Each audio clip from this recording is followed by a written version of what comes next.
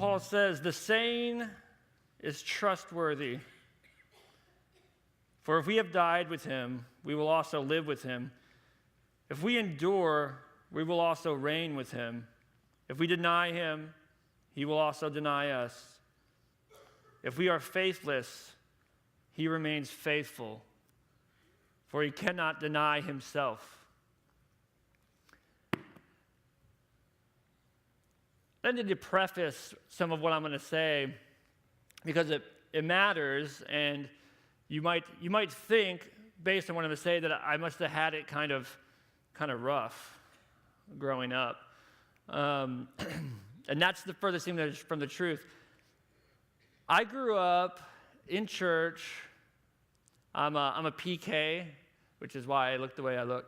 I'm a pastor's kid, but I had all the advantages that Christians want for their kids.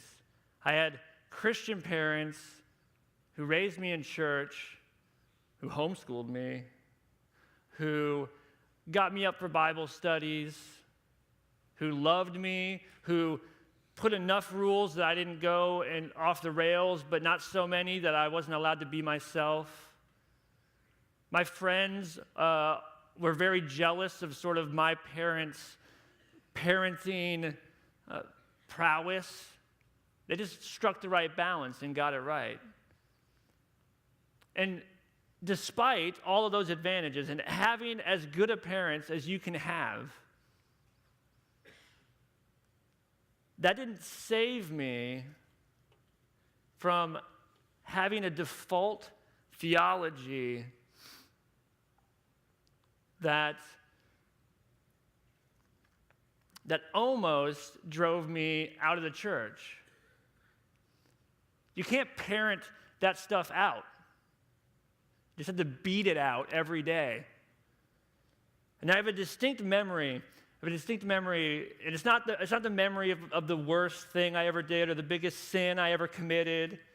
That stuff came later. But when I was 15 years old, I was stealing cigarettes, this sort of thing. Not major stuff. Not that that's not, that is a breaking of a commandment. But I was stealing cigarettes and doing like low-level rebellious kind of things. And me and my brother, who was a little bit younger than me, we used to sneak out of my bedroom about 3 o'clock in the morning. This was our custom.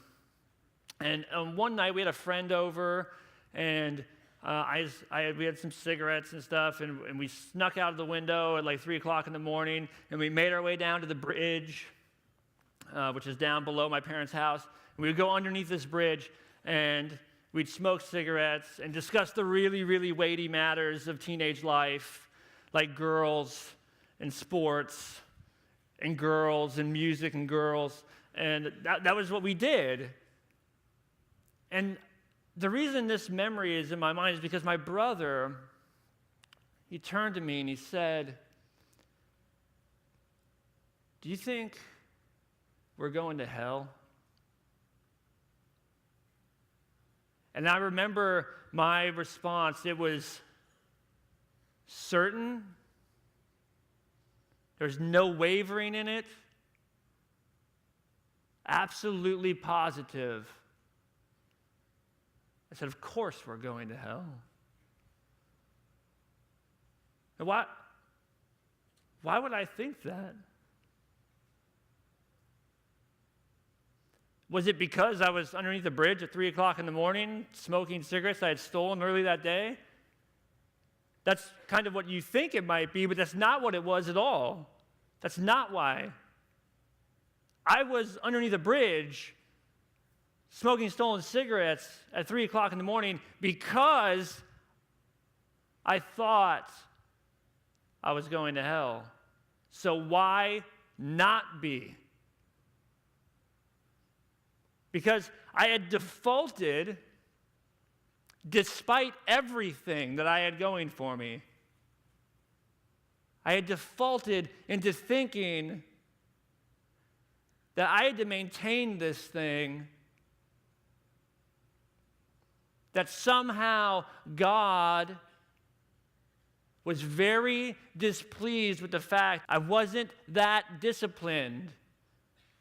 I didn't pray the way I wanted to. I was distracted. I was behind in reading plans. I couldn't do this stuff. And I thought, literally, that Christianity just maybe wasn't in the cards for me. Not because I didn't believe it. I don't remember a time in my life where I did not believe that Jesus Christ was the Son of God, that he lived on this earth for 33 years, that he went to a cross for the sins of the world, and that it was necessary to believe those things to be a Christian, to make it to heaven. I have no memory of not believing those things. I believe those things as absolutely true, and at the same time saying, of course I'm going to hell. How is that even possible? Because what we all do, I think that it's enough to get me in, but not enough to get me there. And I wasn't good at the rest of it. And so I remember saying, you know what, maybe when I'm older, I can do this thing. Not because I wanted to spend the next 80 years of my life just doing whatever I wanted, so I could and then have some kind of deathbed conversion at the end, just roll the dice. I'll probably get cancer, so I'll probably have like a window. It wasn't that. It was maybe when I'm older, I'll be more disciplined and I can actually do this. I'm still kind of waiting for that to happen. It might happen when you're 40. Does it happen when you're 40? Is that when that happens? Is that when everything just falls in line and you're just, no? You just check the boxes easily? No?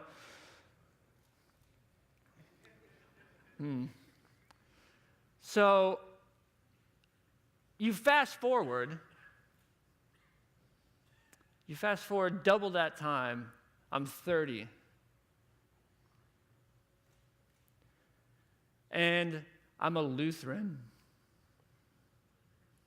Don't worry, I'm not very good at it.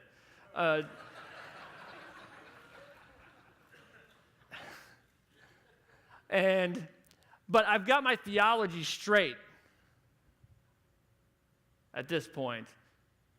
I've got the T's crossed, the I's are dotted. I mean, we are justification by faith people. We are reformational Christians. I've got a confession that's very detailed on these things about grace alone, not by your works. And still, I would wake up, and I still wake up every day thinking that God is either going to be more pleased with me or less pleased with me, or he's going to be upset with me or really, really rejoicing over me based on how I do that day.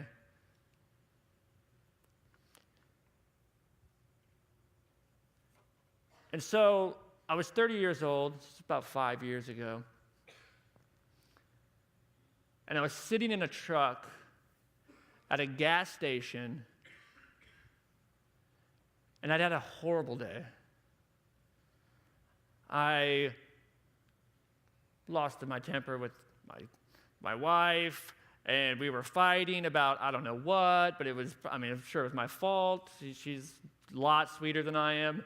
And I had to leave it like that because I'm arrogant and I'm stubborn, and I had to go lead a Bible study. So, I have we'll do this later. I've got to go teach people the Word of God. And I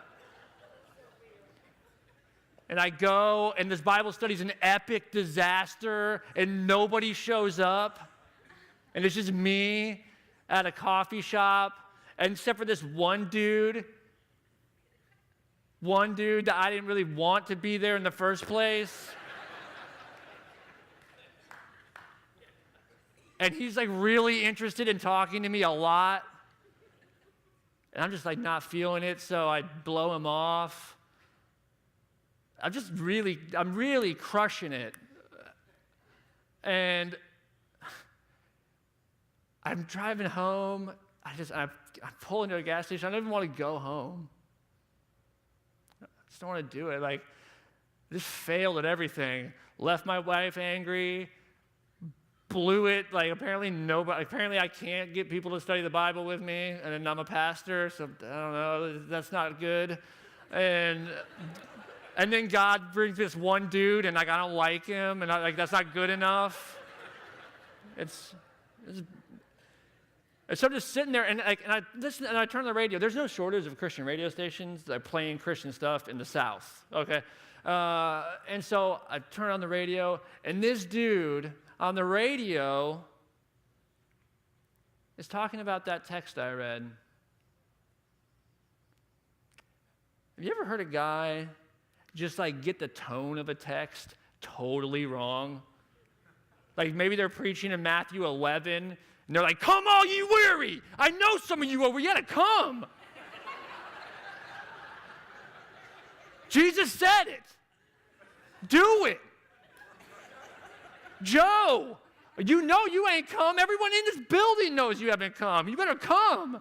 And you're like, I don't know. Like is that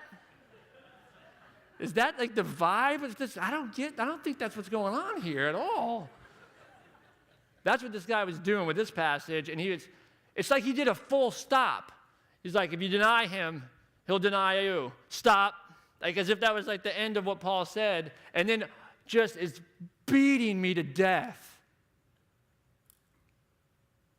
with all the ways that we deny him. And they were all true. So it wasn't that he was wrong, his tone was awful, but he's just beating me with the law, which I probably needed some of. And he talked about Peter. And he said, you know what Peter's problem was? You know what Peter's problem was when he denied Christ? He didn't hold fast. I was thinking about not just my day, but my life. Thinking, man, I suck at holding fast. And it was at that moment that I first said the words out loud in my truck with tears running down my face in the form of a prayer / hope. Christ, hold fast to me.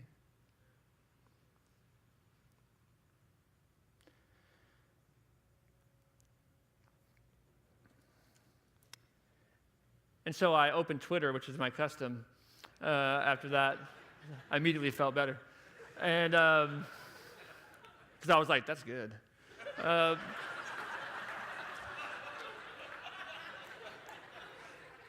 And it sent out the first tweet with the hashtag Christ. I didn't really think much of it.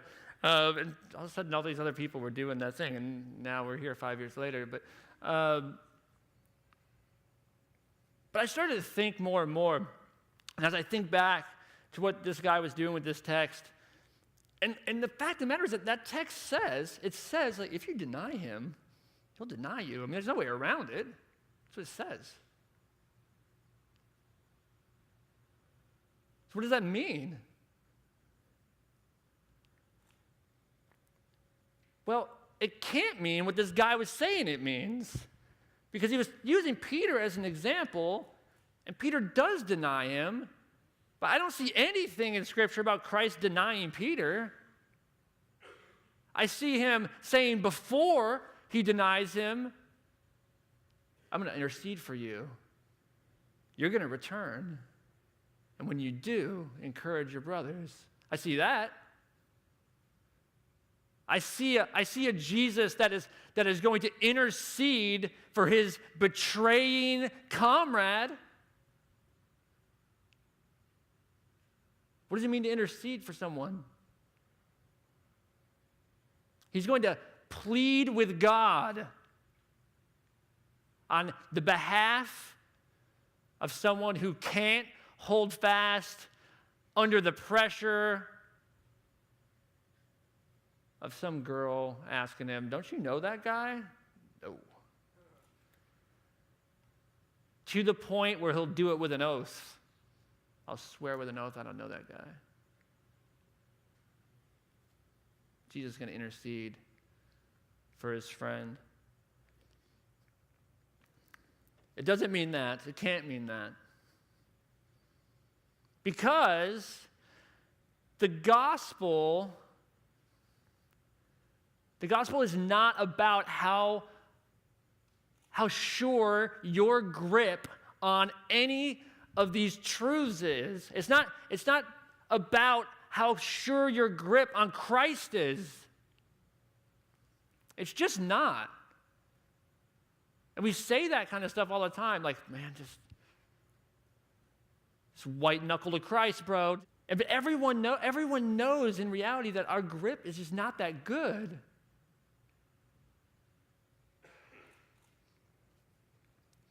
And we think that we're losing that grip when we fail, when we struggle, when we fall.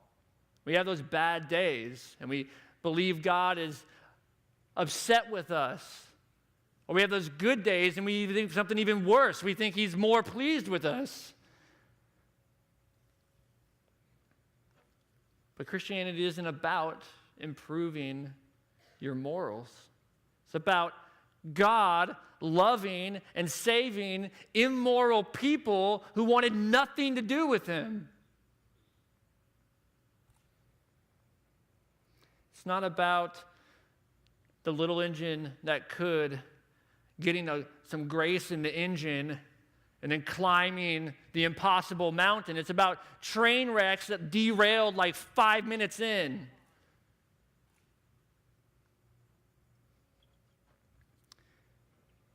And I have to outright reject.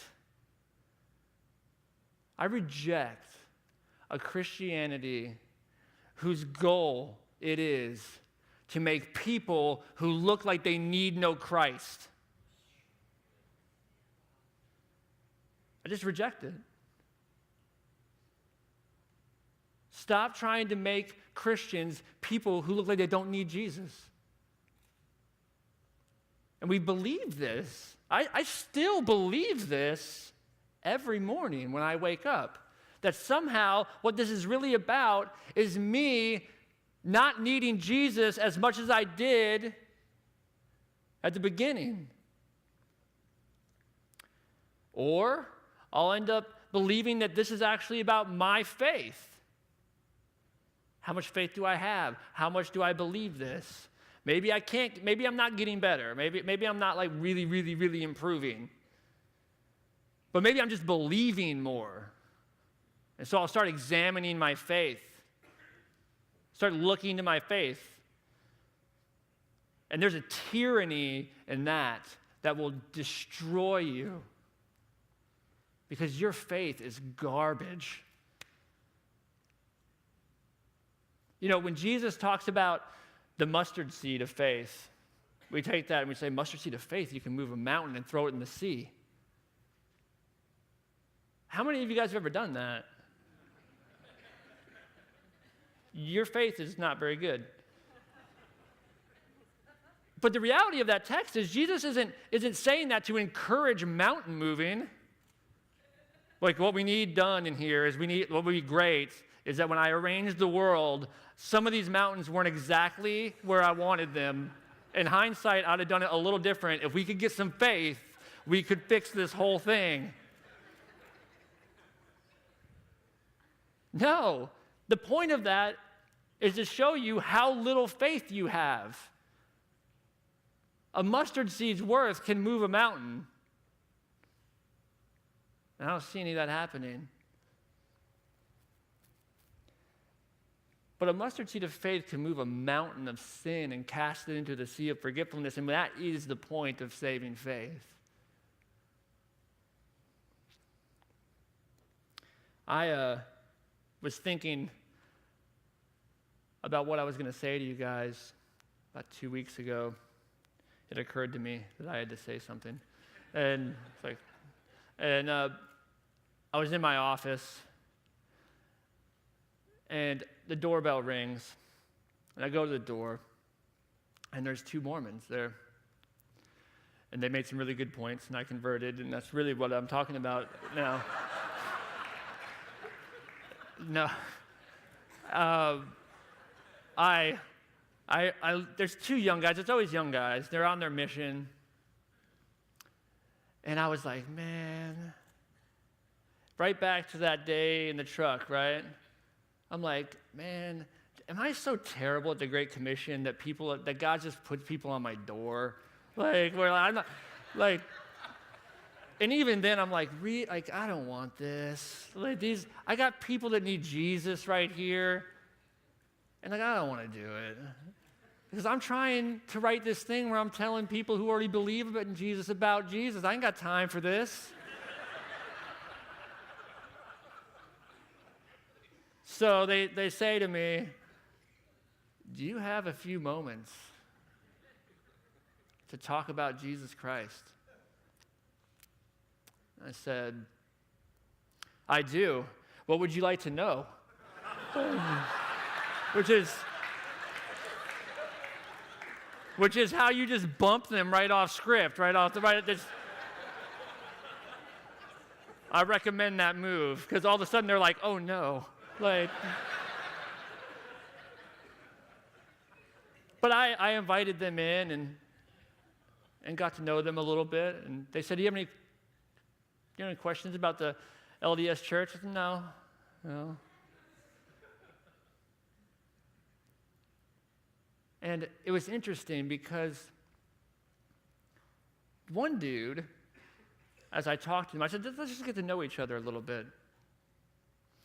And one dude had been doing this for 2 days. He was 2 days in, and he was zealous. He was about it.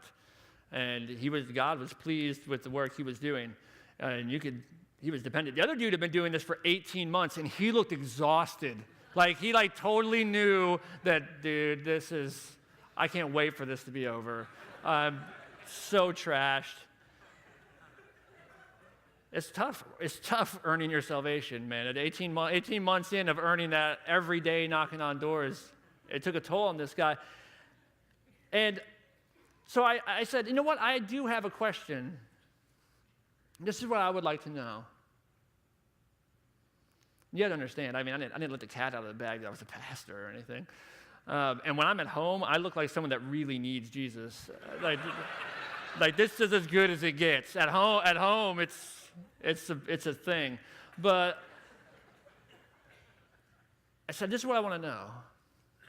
I want to know, how does God save a sinner? How does God take a sinner and do what Paul says, transfer him from the domain of darkness to the kingdom of his Son?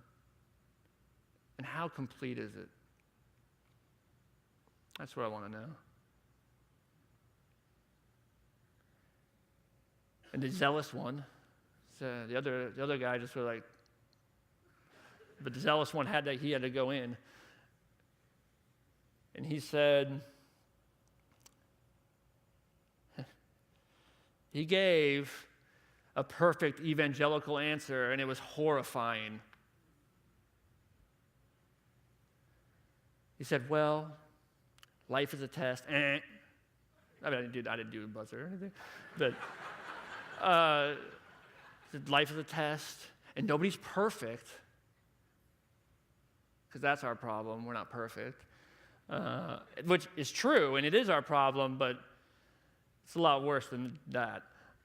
But no one's perfect, and so Jesus comes, and he dies on the cross for our sins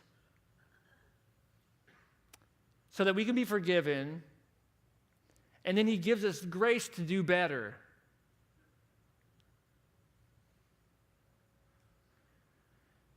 And I've said, like, what if I don't? Like, what if I have times where I get worse? And then, like, I get better, but then I get worse. They're like, well, God knows. God knows the thoughts and intentions of your heart. So he's like, now that's horrifying right there. Like that's not, you're trying to comfort me. Like, he knows deep down, what's going on. So he knows that you really, really deep down are about it. And you desire these, dude, this is like the most horrifying news I've ever heard. Because, like, I will tell you something about yourselves. And why am I talking about me in a living room with two Mormons? Because this is an evangelical conversation. I've had this conversation over and over and over and over again with Protestants that say the same exact thing to me. I had to tell them, guys, the best you is the one you're fronting to me right now. This is the best me. You go 1 inch deeper than this, and it gets worse.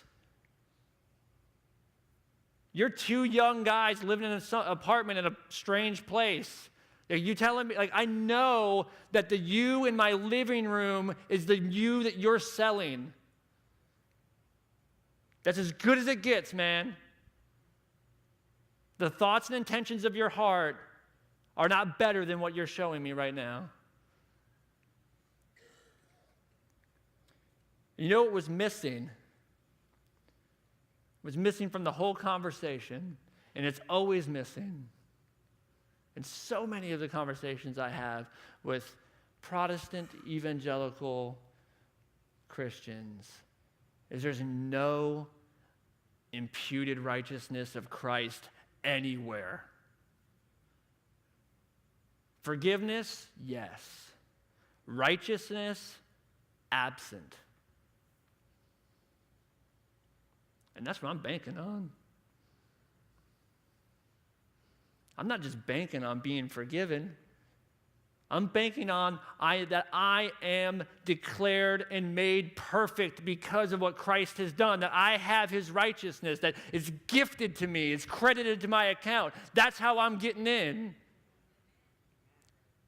And when you don't have that beat into you over and over and over again, you end up waking up with this theology that says, it's time for me to do all these things to make God happy. Yeah, like my past has been wiped clean, but like the future is in my hands. I got to start earning now. It was just gone. And that imputed righteousness of Christ, that is what Paul means when he says, when you're faithless, he's faithful, because he can't deny himself. Because to deny you is to deny his son, and that's not happening. To deny you is to deny the righteousness of his son, and that's not happening. You're in Christ. His righteousness is yours. The end.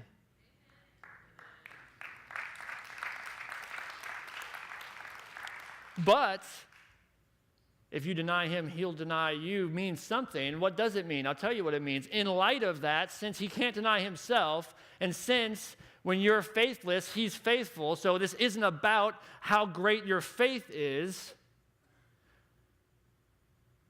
It's this. To deny Christ is not to say, I want to believe. Help my unbelief. It's not that. It's not to say, show me the nail holes and the spear wound and I'll believe. It's not that. It's not the doubter. It's not the skeptic. It's not the one with weak faith. To deny Christ is to say, I'll stand in my own righteousness, thank you very much. That's what it is. It's to deny the work of the Son of God on your behalf. On that day to say, I will stand in my own righteousness. How dare you take what is mine and give what is yours? I've done a pretty good job of this. And I think I can be weighed and measured and come up just fine. The denial of Christ is a self-sufficiency of your own righteousness. You're good enough. This is why Paul uses that language when he's talking to the Galatians. It's the only time he talks like this. Oh, foolish Galatians, you've been severed. Why? Because you don't have enough faith. No. No. Why? Because you're not getting better. No. You're adding to the finished work of Christ. You're not resting in his righteousness. You think you can do this. It's the only way to be severed. It's the only way to deny in a way that you will be denied because it's the refusal of everything that Christ has done. I have noticed that no matter how big a legalist you are, that people preach different to the guy in hospice with like seconds to live and that 15-year-old youth group kid or the 35-year-old burnout or the 36-year-old pastor. I've noticed that no matter who you are, you preach different to that person. I think that's interesting. When someone's on their deathbed, you could be a total fundamentalist, legal, moralist, all those bad things that we hate. You could be all those things. A total anti-everything going on here today. And if someone's about to die, all of a sudden, like, Christ is sufficient. All of a sudden, Christ is enough. And they will preach that dude into heaven. And that's great. All of a sudden, it becomes, dude, all you got to do. I mean, all it's going to take, like, this is Christ for you. Shed blood, all the forgiveness of sins. Confess it. It's over. You're good. But if you've got, like, I don't know, a year to live, that presentation is very different.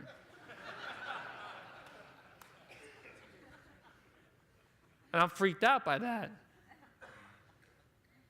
Like, if you got a year to live, it's like, I'm going to give you some information. I'm going to talk to you about this. And then if you're interested in some discipleship and learning, like, what it really means to be a truly devoted follower, a follower with adjectives, you get with me, and we'll talk about that. And we're going to talk about counting the cost, and we're going to talk about carrying your cross, and you're going to have to go you're going to have to go die too. And there's all this stuff for you to consider. And then if you're in on all that, I'll give you some good news. And that's how that goes. But not if you're dying. If you're dying, suddenly Christ is sufficient.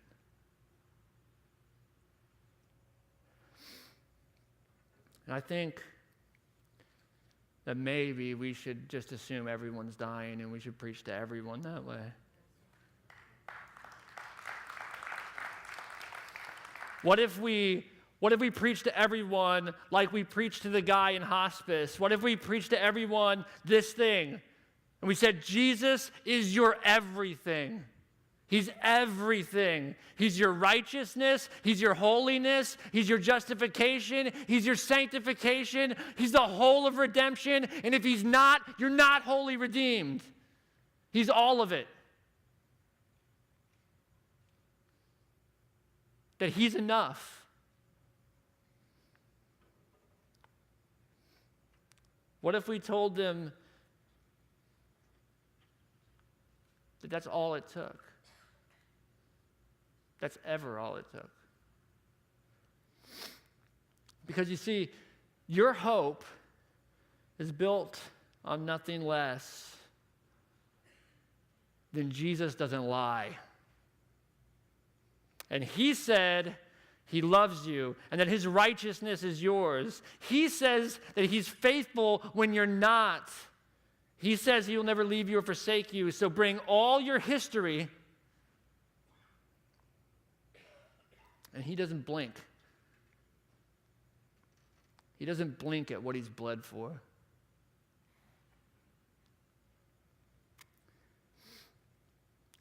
The thief on the cross got in with some sola fide on 11.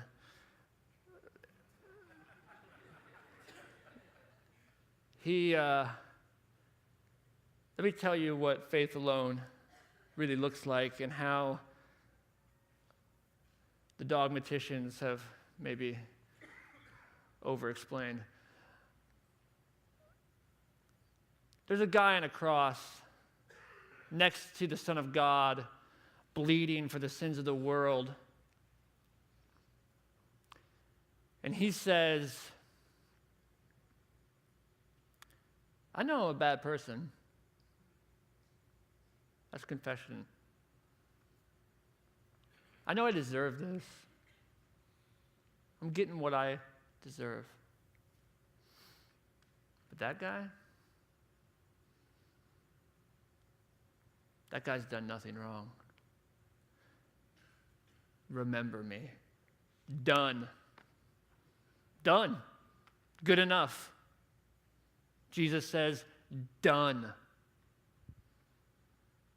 Like, we'd be kind of skeptical of that. Like, I don't know. I mean, he doesn't probably understand the Trinity, and he doesn't really, I mean, like, and he probably, like, I don't know if his atonement theory is, like, really, like, up to snuff. And what's his confession? His confession is this: I'm bad, he's not, remember me.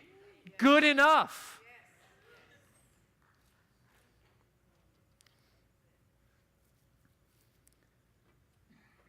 I'm going to close with a story about an old pastor who told a story about when he was a young pastor that rocked him. He had just taken a call, and when you take a call to a church, a lot of times you have what are called shut-ins. So they're people that are sick, who can't make it to church, and then you go visit them, or maybe they're in nursing homes and this sort of thing. And so when you take a call and you enter a church, a lot of times you have this shut-in list, and you don't know these people really because you're the new pastor, but you got to go visit them and introduce yourself as the new pastor. And there was a man on this list, and he was in a retirement home. This young pastor would go and visit him, but he had Alzheimer's. We never remember him. They always call him some other name. So he'd have to reintroduce himself every time, explain that he was the pastor. And so he does this for about a year. And this guy's health fails and fails, and eventually this pastor gets the phone call that he's gonna die today. Remember that preaching to dying people? And he goes and rushes to the hospital. There's this man. He goes up to his bed and he grabs his hand. And he's like, think on Christ. Remember Christ.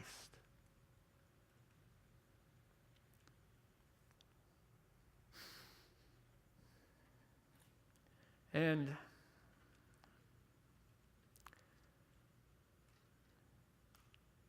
in a moment of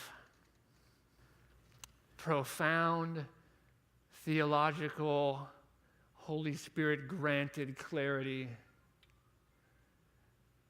This man says, young man, I don't think I can remember Christ. But I think he remembers me.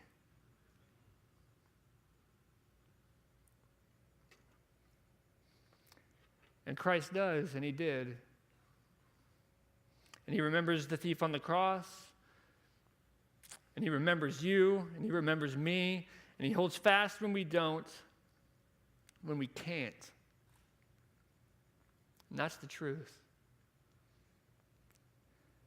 That Christ hold fast to me in that truck was enough. That's always been enough, and it will always be enough. Amen.